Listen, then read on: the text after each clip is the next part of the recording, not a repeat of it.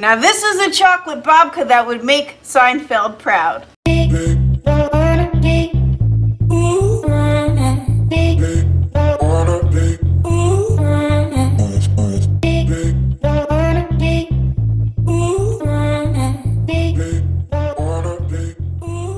All right, let's roll right into this one, since you will need just about 3 hours and a few ingredients, and those ingredients are flour, vegan butter, and a hefty amount too, since this babka dough is very close to a butter-rich brioche dough, only way less fuss.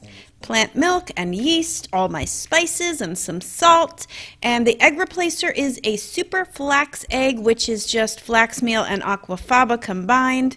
And oh yeah, some sugar.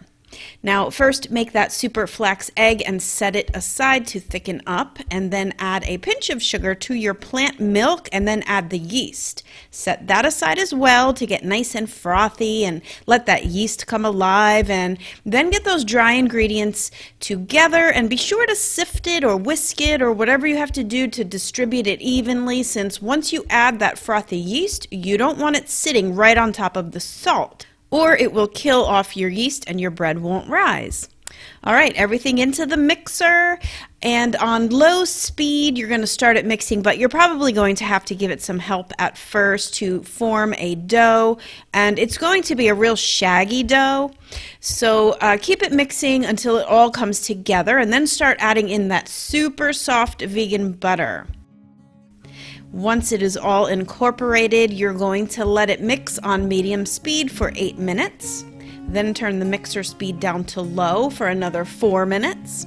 And you might have to adjust it at some point with a bit more flour to get it to a nice soft dough that doesn't stick to the bottom or the sides of the bowl. Alright, once that happens, get it into a lightly oiled bowl, cover it up, and just leave it in a warm spot so it can double in size. Now that might take close to an hour, and meanwhile you're going to make the chocolate filling. It's just water and sugar to a rolling boil, and then add the cocoa powder and the cinnamon, whisk that smooth, and then just set that aside to cool.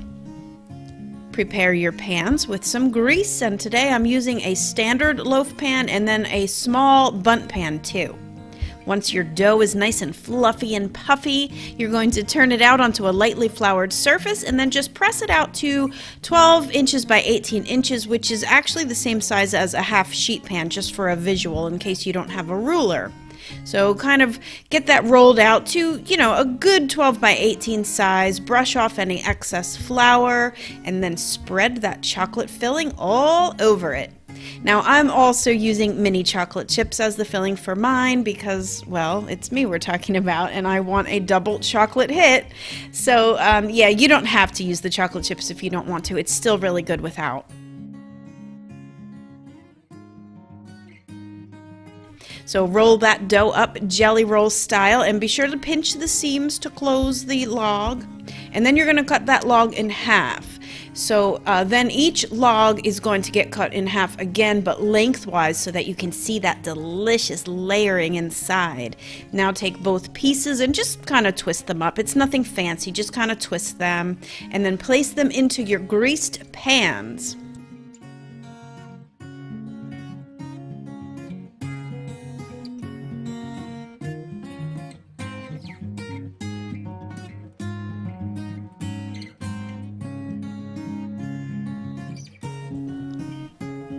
Now for the second rise, just cover them loosely in another 45 minutes to an hour, and they should double up nicely, get nice and fluffy and puffy again, and then get them to your preheated 335-degree Fahrenheit oven for the first 10 to 15 minutes, and then I actually turn the oven down to 300 for the remaining bake time. This way it doesn't get too over browned on the outsides, and the total bake time was about 40 minutes to this golden brown beautiful bread.